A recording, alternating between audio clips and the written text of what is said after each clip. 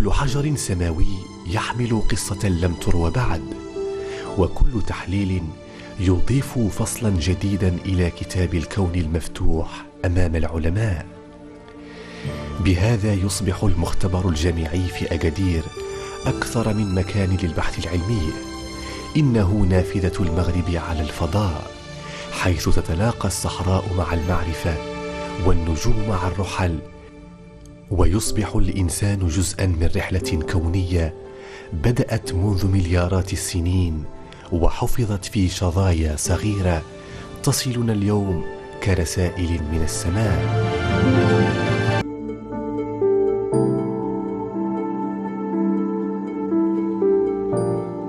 بالإضافة إلى ذلك، يحتوي المختبر على قسم يركز على الأبعاد الجمالية للنيازك. بعض العينات تحول إلى حلي فنية لتصبح جزءا من حياتنا اليومية، خواتم وقلائد وأساور تحمل معها شظايا من السماء، ليصبح للفضاء حضورا ملموسا في حياة الإنسان بين المختبر والفن والورشة اليدوية. كل قطعة ليست مجرد زينة، بل هي شاهد على رحلة كونية بدأت قبل ملايين السنين، قطعت مسافات شاسعة بين الكواكب والمجرات لتستقر في النهاية هنا فوق رمال المغرب.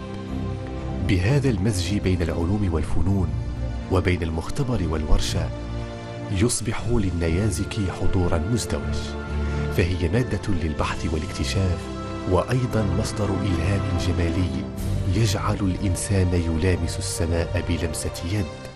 هذا الجانب ديال البيع والشراء حنا ارتئينا لأن كتشري نيزك هكا حجرة وبارفوا كبار تيكونوا غاليين، علاش ما نعطيوش واحد القيمة إضافية ودرنا الحلي.